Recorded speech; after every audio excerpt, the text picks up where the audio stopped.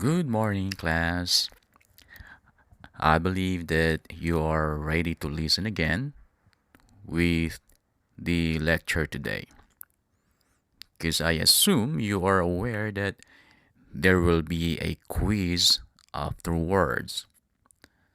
So, fasten your seatbelt, as they say, and enjoy listening. The lesson I'll be discussing with you today is about the definition of human resource management. I will use reliable sources and then each definition that I'm going to give to you, I'll break it down to explain each detail.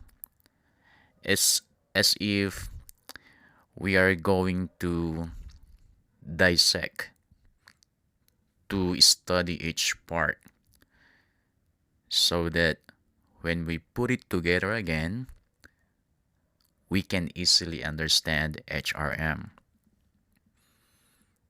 And not only that, but we are going to have a proper perspective about HRM. But before I proceed, I'll give you first the continuation of lesson 1 that was interrupted last time about the 5 key reasons why HR is essential to organizational success by Joey Price. The number 4 is driving business strategy.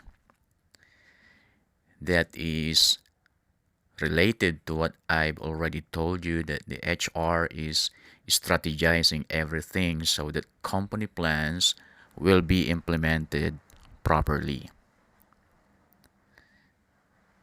Number 5, improving organizational performance. It is the HR's responsibility to improve the performance of each employee, which will result in good performance of each department, which will also result in better overall company performance. All right, for now, let's proceed to the main topic. According to Maryville University in St. Louis, Missouri, in USA, on their website online.maryville.edu, it was stated in their website promoting their online offered course, Bachelor of Science in Human Resource Management. And this is their definition of HRM. Human resource management is the practice of supporting and managing employees through every aspect of their jobs, from recruitment and hiring to professional development and retirement. And so let's break down this definition. First, let's tackle the word practice. The word practice is a simple and familiar word, but if we don't know its meaning, then we cannot apply it properly. And according to the Webster's Dictionary, the word practice means to perform often or habitually. To perform often or habitually. When it says habitually, it means that you do it constantly. You do it consistently. And you do it repeatedly. So that means that the HRM is not on and off. but it operates continuously. The next word we're going to tackle is the word supporting. So let me read again the definition of the Maryville University. Human resource management is the practice. So we have tackled that word practice, and now we're going to tackle the word supporting. Practice of supporting and managing employees. On the website of BBC, the British Broadcasting Corporation, an article written by Joanna York, published October 2021. The title of the article Is HR ever really your friend? And there is a quotation in that article by David D. Souza. And it says, there will be countless examples of HR teams quietly and effectively supporting people through incredibly difficult circumstances. I will repeat, there will be countless examples of HR teams quietly and effectively supporting people through incredibly difficult circumstances. So it is indicated in that quotation the task of HRM that I believe if the HRM, or let's say the HR, failed to accomplish, then it may lead to legal disputes. In this same article, it says that HR has an image problem. One of the studies was mentioned that showed 70% of employees don't trust their HR. And that's really a heartbreaking for the HR personnel or HR director. Not trusting HR is a natural result of HR's failure to provide the right support for the employees. The next word that I'm going to tackle is the word managing. Human resource management is the practice of supporting and managing employees. According to Oxford Dictionary, the word managing means to control or be in charge. To control or be in charge.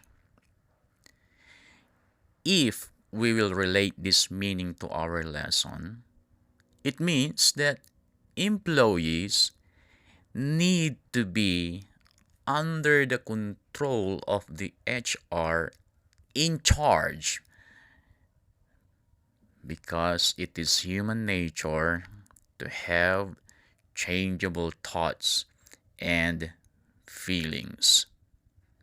And that's why these people should be managed, should be under the control of the HR in charge. The word manage, according to Webster's dictionary, it means to handle or direct with a degree of skill.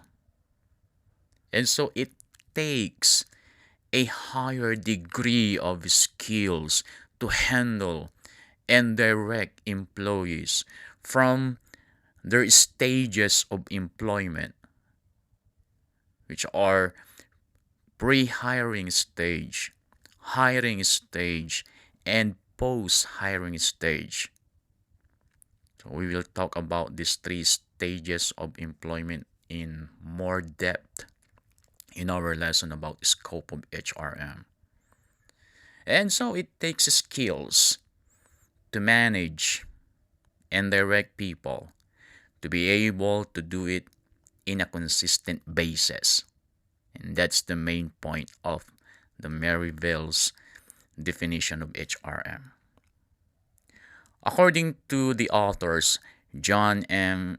Inbanchevich and William G. Gluick from their book Foundations of Personnel Human Resource Management. HRM is the function